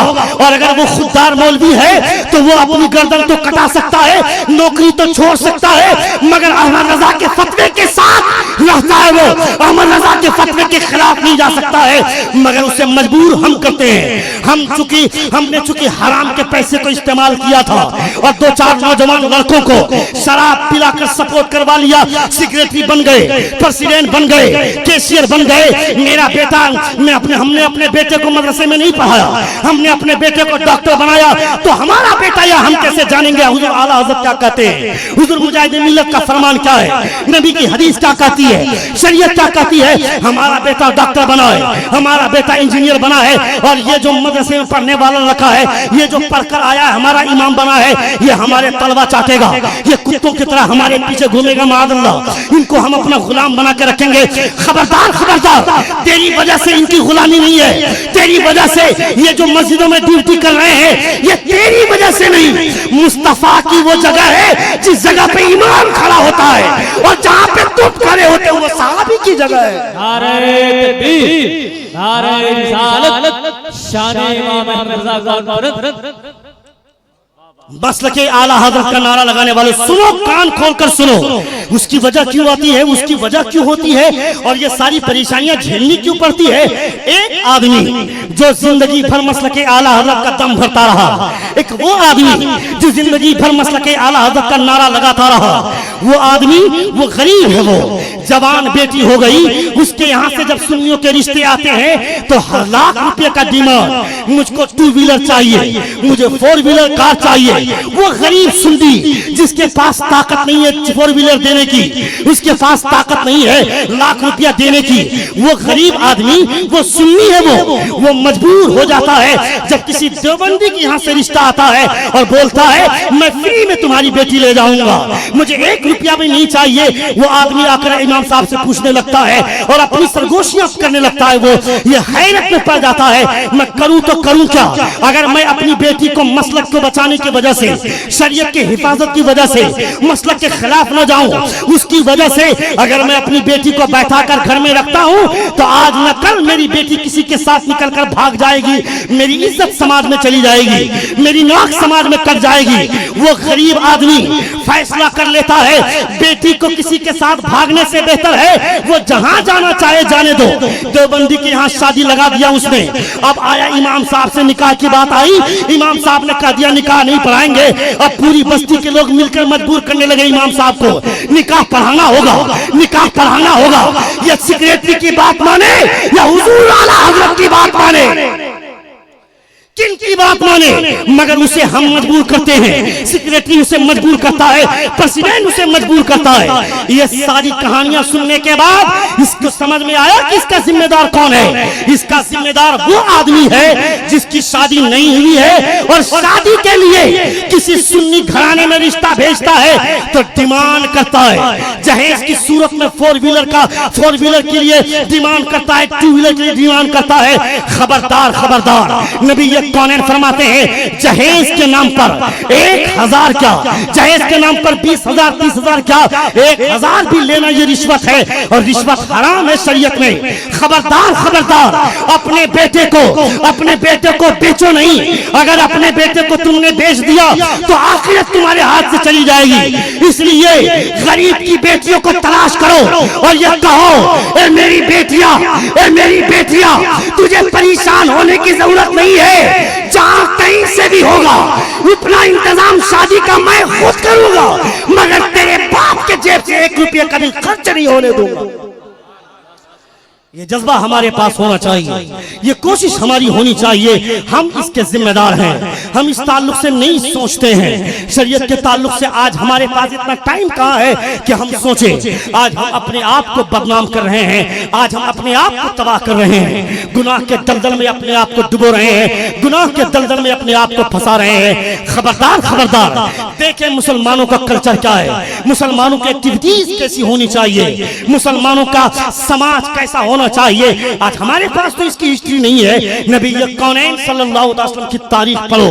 वो डॉक्टर जॉन जो अमेरिका का है, वो बोलता है दुनिया में हर आदमी स्वार्थ की बात करता है, दुनिया में हर आदमी मतलब की बात करता है, दुनिया में हर आदमी अपने लिए जीता है, मगर एक आदमी ऐसा है जो अपने लिए नहीं गैरों के लिए जिया करता है। जोर से बोलिए, अपने लिए नहीं गैरों के लिए जिया करता है। डॉक्टर जॉन बोलता है हर आदमी मतलबी बन गया। हम जब तक किसी को सैल्यूट नहीं करते हैं वो हमें सलाम नहीं करता है, जब तक हम किसी को चाय नहीं पिलाते हैं वो हमें चाय नहीं पिलाता है, जब तक हम उसे ब्रेकफास्ट के लिए इनवाइट ना करें वो हमें डिनर या लंच के लिए आवाज नहीं देता है। यानी हर आदमी मतलबी बन गया। एक नौजवान आदमी अपने बूढ़े माँ बाप को एक वक्त का खाना देता है कि ये सोच कर देने लगा खाना कि अगर मैं अपने बाप को खाना न दूं, अपनी माँ का पेट न भरूं, मेरे बाप ने मेरी माँ के नाम से जो पैसे रखे हैं वो पैसे मेरे भाइयों में तकसीम हो जाएंगे और मैं इससे महरूम हो जाऊंगा। यानी रिटायरमेंट के लालच में, उसके पैसे हड़पने की लालच में, जमीन और जायदाद हड़प करने की लालच में आदमी अपने बेटे को, अपने बाप को खाना खिला रहा है, अपनी माँ को खाना खिला रहा है एक वक्त का, मगर ये नहीं सोच रहा है दुनिया में हर आदमी आज मतलबी बनता जा रहा है। जब एक बेटा अपने बाप को खाना दे रहा है मतलब के लिए लिए, जब एक बेटा अपनी माँ को खाना दे रहा है मतलब के लिए, तो सोचो दुनिया का हाल क्या होगा। मगर डॉक्टर जॉन बोलता है दुनिया में हर आदमी अपने लिए जीता है, मगर एक आदमी ऐसा है जो अपने लिए नहीं गैरों के लिए जिया करता है। डॉक्टर जॉन बोलता है he is the one man, he is the prophet of Islam, he giving money to the poor man, feeding food the hungry man, dressing garment the poor person and talking kindly with them। Doctor John बोलता है दुनिया में हर आदमी अपने लिए जीता है, मगर वो आमना का लाल है जो अपने लिए नहीं गैरों के लिए जिया करता। He giving money to the poor man, feeding food the hungry man, dressing garment the poor person and talking kindly with them। वो बोलता है मैंने इस्लाम की हिस्ट्री पढ़ा है, मैंने इस्लाम के पैगंबर की तारीख पढ़ा है। ये जब किसी गरीब से मुलाकात करते थे, जब तक ये उस गरीब को पैसों से नवाज नहीं देते थे, मुस्तफा को चैन नहीं मिलता था। ये कौन बोल रहा है? एक गैर मुस्लिम आदमी बोल रहा है जिसने नबी कौनैन का कलमा नहीं पढ़ा, नबी कौनैन का कलमा नहीं पढ़ा, नमाज नहीं पढ़ा, रोजा नहीं रखा, मगर हिस्ट्री उनके पास है। आज हमारे पास हिस्ट्री नहीं है, आज हमारे पास वो तारीख नहीं है। आज से 800 बरस पीछे फ्लैश में जाइए और जाकर देखिए इराक की धरती जिसको मरकजियत हासिल है, इराक की धरती में एक मुसाफिर, एक जर्नलिस्ट जब होटल में आता है, होटल में आने के बाद वो जर्नलिस्ट देखता है कि सामने मेरे टेबल पे एक आदमी बैठा है जो घूर घूर कर काफी देर से देख रहा है। ये जर्नलिस्ट परेशान है, वो आदमी जो सामने के टेबल पे बैठा है वो मुझे घूर घूर कर क्यों देख रहा है। थोड़ी देर के बाद सामने के टेबल पे जो आदमी बैठा है वो चला जाता है। ये जर्नलिस्ट जब खाना खा चुकता है, खाना खा लेने के बाद जब काउंटर पे बिल जमा करने के लिए पहुंचता है तो काउंटर पे बैठने वाला आदमी बोलता है आपका पैसा दे दिया गया, आपका बिल पे हो गया है, आपको अब देने की जरूरत नहीं है। वो जर्नलिस्ट सोचता है अल्लाह अल्लाह ये क्या बात, वो जर्नलिस्ट सोचता है ये कौन सी बात बोल रहे हैं, मैंने खाया है, मेरा पैसा कौन देकर चला गया, मैं तो एक मुसाफिर आदमी हूँ, मैं तो किसी को जानता भी नहीं हूँ, पहचानता भी नहीं हूँ। वो आदमी, वो काउंटर पर बैठने वाला आदमी बोलता है तुम्हारे सामने वाले टेबल पे जो आदमी बैठा था वो आदमी मेरे पास आया और उसने कहा कि वो जो आदमी टेबल पे बैठा है वो मुझको मुसाफिर लगता है, और मुसलमानों के शहर में अगर कोई मुसाफिर आए और वो खाना खाए होटल में और पैसा वो खुद दे हमारे रहते हुए, ये मुसलमानों की गैरत के खिलाफ है, मुसलमानों की गैरत के खिलाफ है। वो आदमी बाहर जाता है, वो जर्नलिस्ट बाहर जाता है और कपड़े की दुकान पे, थका मांदा है वो, कपड़े की दुकान पे जाता है कपड़ा खरीदने के लिए, कपड़ा खरीदने के लिए जाता है। दुकानदार से बोलता है वो फला कपड़ा मुझे पसंद है, वो कपड़ा मुझे दे दीजिए। वो दुकानदार बोलता है भाई साहब अगर ये कपड़ा चाहिए आपको तो यही कपड़ा सामने वाली दुकान से आपको मिल जाएगा, आप वहां से ले लीजिए। वो जर्नलिस्ट परेशान हो गया कि ये कपड़ा जब आपके पास है मुझे उस दुकान पे क्यों भेज रहे हैं, मुझे आप दे दीजिए। वो जर्नलिस्ट जब पूछता है दुकानदार शॉपकीपर क्या बोलता है सुने, वो बोलता है भाई साहब मैं सुबह से शाम तक यहाँ बैठा हूँ, मेरे पास बहुत सारे कस्टमर आए और मेरे पास से कपड़े खरीद कर लेकर चले गए, दिन भर का जो खर्चा होता है वो खर्चा मैंने आज हासिल कर लिया है, मगर मेरे सामने एक भाई बैठा है दिन भर दुकान खोल कर बैठा रहा, कोई कस्टमर उसके पास नहीं आया है, मैं चाहता हूं तुम वहां से जाकर कपड़ा खरीद लो ताकि मेरे मुसलमान भाई को भी कुछ फायदे हो जाए। वो दुकानदार बोलता है, वो जर्नलिस्ट दूसरे दिन न्यूज छपवाता है, न्यूज छपवाने के बाद वो रिमार्क करता है और बोलता है मैंने आज जो मुसलमानों में जज्बा देखा, ये जो भाईचारगी देखा, अगर ये भाईचारगी मुसलमानों में बाकी रही, मुसलमान कभी किसी का गुलाम नहीं होगा, हमेशा मुसलमान सरबलंद रहेगा। कौन बोल रहा है? एक हिंदू आदमी, एक जर्नलिस्ट आदमी जिसने इस्लाम को नहीं जाना, इस्लाम को नहीं समझा, मगर मुसलमानों का एक छोटा सा जज्बा देखा। वो जज्बा देखने के बाद वो रिमार्क करता है और बोलता है जब तक मुसलमानों में ये भाईचारगी रहेगी, जब तक मुसलमानों में ये उखुवत रहेगी, ये अपनापन रहेगा, तब तक मुसलमान कभी किसी का जलील, किसी के सामने जलील नहीं होगा। आज हम जलील हो गए, आज हम रुस्वा हो गए, हमें ना अपने से छोटों का ख्याल है, न बड़ों के अदब का ख्याल है। नौजवान लड़का अपने भतीजे से मजाक करता है, बच्चा आदमी बूढ़े से मजाक करता है, बूढ़ा आदमी अपने नाती और पोते से मजाक करता है, अपनी नतनी से मजाक करता है। तुम्हें किसने कह दिया कि तुम्हारी साली आदि घर वाली है? तुम्हें किसने कह दिया तुम्हारी भाभी से तुमको मजाक करना है? तुम्हें पता है ये सारी चीजें क्या है? ये हिंदुआना रस्म है, ये हिंदुआना तौर तरीका है। तुम जिस बेटी को, तुम जिस लड़की को शादी करके लाए हो, तुम्हारी बीवी तुम्हारी माँ को माँ बोलती है, तुम्हारी बीवी तुम्हारे बाप को बाप बोलती है, फिर तुम्हारा भाई उसके लिए देवर कैसे हो गया और उसके लिए मजाक करना जायज कैसे हो गया? जब वो तुम्हारी बीवी तुम्हारी माँ को माँ की नजर से देखती है, जब तुम्हारी बीवी तुम्हारे बाप को बाप की निगाह से देखती है, फिर तेरे भाई को, फिर तुम्हारी बीवी तुम्हारे छोटे भाई को देवर कहकर मजाक क्यों करती है? और तुम्हारा भाई तुम्हारी बीवी से मजाक कैसे करता है? तुम्हें पता है ये देवर और भाभी का रिश्ता क्या है? हुर्मते मुसाइरत साबित हो गई तो जैसे जैसे उसके रिश्तेदार करीब होते जाएंगे तुमसे दूर होते जाएंगे। ये चीज याद रखना। तुम्हें पता नहीं है महरम किसे बोलते हैं, तुम्हें पता नहीं है गैर महरम किसे बोलते हैं। सिर्फ गैर महरम महरम ये चीजें हैं क्या, ये हम नहीं जानते। गैर महरम उसे बोलते हैं जिससे शादी करना जायज, गैर महरम उसे बोलते हैं जिससे शादी करना हराम नहीं है। महरम उसे बोलते हैं जिससे शादी करना हराम है।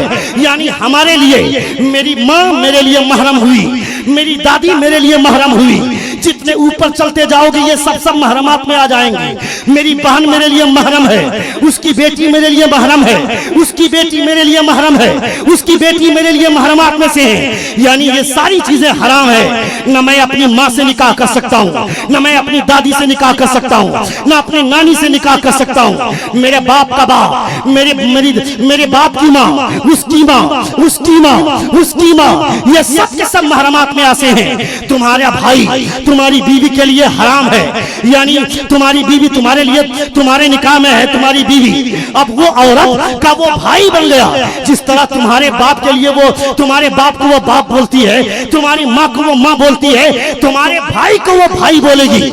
मजाक करने का रिश्ता नहीं है। तुम जिसे साली बोल रहे हो वो तुम्हारी बीवी की बहन है। तुम्हारे लिए तुम्हारी सास हराम है, तुम्हारे लिए उसकी माँ हराम है, तुम्हारे लिए उसकी माँ हराम है, उसकी माँ की उसकी माँ, ये सब हराम में से हैं। तुम्हारे लिए उसकी तुम्हारी बीवी की बहन हराम हो गई। शरीयत कहती है हुर्रिमत अलैकुम उम्महातुकुम व बनातुकुम व अखवातुकुम व अम्मातुकुम व खालातुकुम व बनातुल अखी व बनातुल उख्ती व उम्महातुकुम अल्लाती अर्दानकुम व अखवातुकुम मिनर रदा। ये चीजें कौन जानेगा? खबरदार खबरदार, अपनी बीवी की बहन से मजाक न करो। ये तुम्हारे लिए बहन का दर्जा रखती है। जो इज्जत तुम्हारी बहन की है वो इज्जत तुम्हारी साली की होनी चाहिए।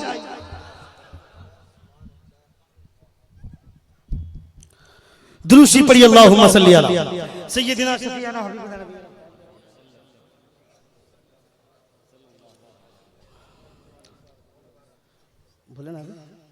सलातन व सलामन अलैका या रसूलल्लाह सल्लल्लाहु अलैहि वसल्लम। ये सारी चीजें हमारी जरूरत की नहीं है। कभी हमने मदरसे में आकर जानने की कोशिश नहीं किया, कभी हमने सीखने की कोशिश नहीं किया। जुमे की नमाज पढ़कर निकलते हैं, इमाम साहब से पूछते हैं हिंदुस्तान का स्कोर क्या हुआ, शाहिद अफरीदी ने स्कोर क्या किया, महेंद्र सिंह धोनी ने स्कोर क्या किया, फला बॉलर ने विकेट कितना लिया। एक बेवकूफ इंसान मस्जिद से निकलने के बाद इमाम साहब से पूछता है उसका स्कोर क्या हुआ। इमाम साहब से ये पूछा होता कि मैंने नमाज ऐसी पढ़ी है, हुई कि नहीं, कैसे पढ़ना चाहिए। ये सूरतें रहनी चाहिए हमारे पास, ये जज्बा होना चाहिए हमारे पास। हम कभी मदरसे में जाकर सीखने की कोशिश नहीं करते। मदरसा कब जाते हैं? जब मेरे बाप का इंतकाल होता है, जब मेरी माँ का इंतकाल होता है, तब हम मदरसा जाते हैं और सोचते हैं मदरसे से बच्चों को लाकर कुरान खानी करवा लेंगे, मेरी माँ जन्नत में चली जाएगी। बेवकूफी हम करते हैं और ये हम इरादा रखते हैं। बड़ा अच्छा काम है अपने मदरसे के बच्चों को बुला करके कुरान खानी करवाना, ये बड़ा अच्छा काम है। उम्मीद है कि हमारे बाप की मगफिरत हो जाएगी। कुरान मुकद्दस की तिलावत की बरकत से।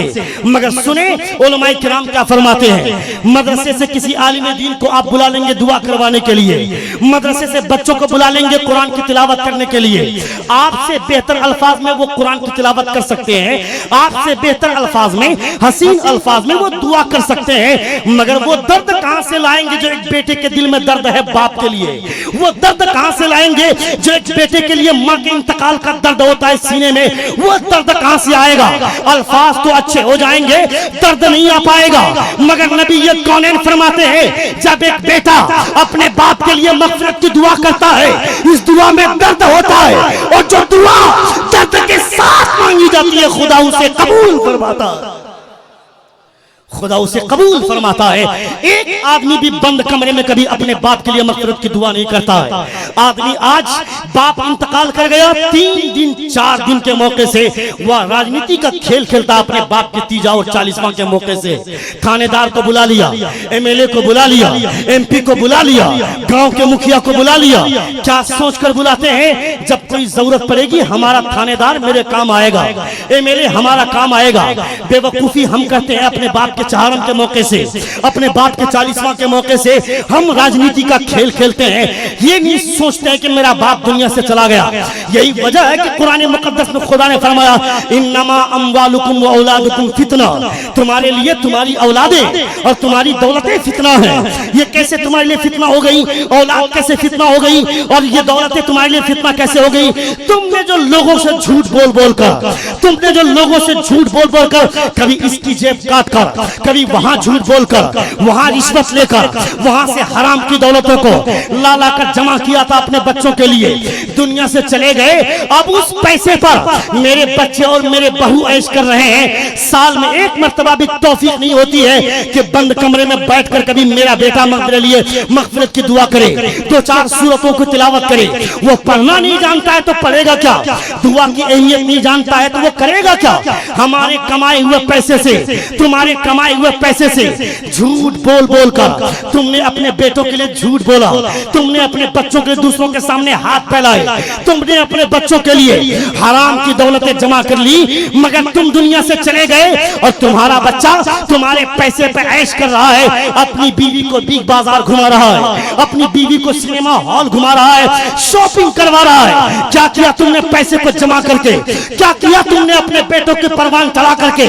क्या मिला तुम्हें? इसीलिए नबी ये कौनैन फरमाते हैं, अगर खुदा ने तुम्हें 4 औलादें दी हैं तो एक को हाफिज कुरान जरूर बना देना, एक को हाफिज कुरान जरूर बना देना।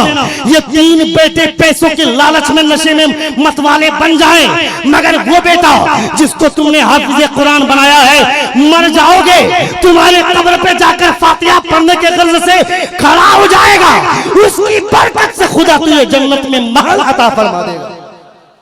कौन फरमाते हैं? मुस्तफा फरमाते हैं। मगर इस हवाले से कोई नहीं सोचता है, एक आदमी भी नहीं सोचता है। ये आज हमारी हालत हो गई, आज ये हमारी तारीख हो गई। कल तक हमारे नाम से लोग फख्र करते थे। अगर किसी मुसलमान आदमी से किसी इंसान को दोस्ती हो जाती थी, चाहे वो किसी भी धर्म का मानने वाला, उसकी दोस्ती हो जाती थी, वो ये सोचता था, फख्र से बोलता था, मैंने एक मुसलमान से दोस्ती की है। मगर आज मुसलमान से दोस्ती करने के बाद आदमी खौफ करता है, कहीं ऐसा ना हो कि मेरा जेब काट ले, कहीं ऐसा ना हो कि मेरे पैसे हड़प ले, कहीं ऐसा ना हो कि झूठ बोलकर मुझे धोखा दे दे। ये आदमी को डर रहता है। ये डर किसने पैदा किया? हमारी समाज ने पैदा किया। मुआशरे में ये गंदगी किसने फैलाई? ये हमारे समाज ने फैलाई। मुआशरे में इतना सारा घिनौना काम किसने किया? हमारे समाज ने किया। चूंकि हमारा समाज नहीं जानता है हमारी हैसियत क्या है। चौक और चौराहे पर छेड़ते हैं मुसलमान के बच्चे नौजवान लड़कियों को। मैं पूछता हूँ इसीलिए पैदा हुआ है क्या? एक नौजवान लड़का अगर वो किसी लड़की से शादी करना चाहता है, इमाम साहब को आकर इस्तेमाल करता है, बोलता है फला लड़की से मैं प्यार करता हूँ, किसी तरह से एक ताबीज दे दीजिए कि मैं जिस लड़की से प्यार करता हूँ उसके घर वाले तैयार हो जाए। यानी अपनी बीवी, अपनी एक लड़की को जिससे प्यार करता है उससे निकाह करने के लिए कुरान का इस्तेमाल करना चाह रहा है। वो अपने मस्जिद के इमाम को इस्तेमाल करना चाह रहा है। आज तक कोई भी मायका आकर ये नहीं कहा कि हजरत एक ताबीज ऐसी दे दीजिए कि जैसी मोहब्बत हुजूर आला हजरत मुस्तफा से थी वैसी मोहब्बत हमें भी मुस्तफा से हो जाए। एक आदमी भी आज तक ये ताबीज नहीं मांगा कि जैसी मोहब्बत हुजूर आला हज़रत से मुजाहिद मिल्लत को थी वैसी ताबीज दे दीजिए कि मुझे मोहब्बत हो जाए। ऐसी भी ताबीजें मिलती हैं। खुदा से मोहब्बत कैसे होगी, मुस्तफा से मोहब्बत कैसे होगी, बुजुर्गान दीन से मोहब्बत कैसी होगी, ऐसी भी ताबीजात मिलते हैं। मगर आप नहीं चाहते हैं लड़की से शादी करनी है, उस लड़की से शादी हो जाए, उसके घर वाले तैयार हो जाए, ये ताबीज दे दीजिए। बेवकूफी हम करते हैं और ये ढिंडोरा हम पीटते हैं। जिस नौजवान लड़की से तुमने शादी करने का इरादा किया और वो लड़की, उसके लड़की के घर वाले अगर नहीं माने, ये नौजवान लड़का अपनी जान देने पे तुल आता है, फांसी पे लटक जाता है। आज से 2 साल पहले रेहान नाम के लड़के के ताल्लुक से न्यूज छपती है, खबर आती है। रेहान नाम का लड़का मुसलमान लड़का है, एक लड़की से प्यार करता है, वो लड़की ने धोखा दे दिया, शादी उसने अपने बाप की मर्जी से कर लिया, ये लड़का अपनी जान दे दिया। एक बेवकूफ, खुदा ने तुम्हें जान दिया है एक बेहया लड़की के पे कुर्बान करने के लिए नहीं, ये जान मुस्तफा के नाम पर लुटाने के लिए खुदा ने अता फरमाई। खुदा के नाम पर यह जान लुटाई जाए, खुदा के नाम पर यह जाने कुर्बान की जाए। एक आदमी भी इस हवाले से नहीं सोचता है। चौक और चौराहे पे आदमी घिनौनी हरकतें करता है। देख, आज से 6 महीना पहले जवान लड़की है, रात के सन्नाटे में 2 बजे वो चौराहे पे खड़ी है, कई गाड़ियां उसके सामने से गुजरती हैं, किसी को हाथ दिखाकर लिफ्ट न मांगा, मगर एक नौजवान लड़का अपने पल्सर बाइक में आ रहा है, वो नौजवान लड़की उसे हाथ दिखाती है। हाथ दिखाने के बाद वो लड़का बाइक रोकता है, ये लड़की लिफ्ट मांगती है, वो लड़का उस लड़की को अपनी गाड़ी में बैठाता है। बैठा लेने के बाद कुछ दूर चलने के बाद वो लड़का पलटकर पूछता है उस लड़की से, मैंने देखा कई गाड़ियां तेरे सामने से गुजरी, मगर तुमने किसी को हाथ ना दिखाया, किसी से लिफ्ट ना मांगा, मगर मुझ में ऐसी कौन सी खूबी देख लिया जब मुझसे लिफ्ट मांगा और मेरी गाड़ी में बैठ भी गई। वो लड़की बोलती है, मैंने तेरी गाड़ी में लिखा देखा, तेरी गाड़ी के सामने हेडलाइट पे लिखा हुआ है, आई एम प्राउड कि आई एम मुस्लिम, मुझे फख्र है कि मैं मुसलमान हूँ। मैं समझ गई यही आदमी है जो मुझे मंजिल तक पहुंचा सकता है, इसलिए कि मैं क्या, ये पूरी दुनिया जानती है मुसलमान अपनी गर्दन तो कटा सकता है मगर किसी औरत की इज्जत के साथ खिलवाड़ गवारा नहीं कर सकता है। कौन बोलती है? एक हिंदू लड़की बोल रही है, एक गैर मुसलमान लड़की बोल रही है कि मैं क्या, पूरी दुनिया जानती है मुसलमान अपनी गर्दन तो कटा सकता है मगर कभी किसी औरत की इज्जत के साथ खिलवाड़ गवारा नहीं कर सकता है। ये गैर मुसलमान लड़की बोल रही है, मगर रात के सन्नाटे में अगर तेरे मोहल्ले की कोई लड़की अगर रात के 12 बजे बाहर आ जाए, उसे अपने मोहल्ले में डर लगने लगे।